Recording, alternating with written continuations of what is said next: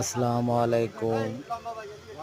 দেখেন মেলার দোকানে কত সুন্দর করে সাজানো হয়েছে বিভিন্ন কসমেটিক্স দিয়ে, যেমন চুড়ি, কানের দুল, আংটি, খোপা, হেয়ার ব্যান্ড এবং আরো অনেক জিনিস দিয়ে সাজানো হয়েছে। কত সুন্দর, দেখতেও খুব সুন্দর লাগতেছে জিনিসগুলা।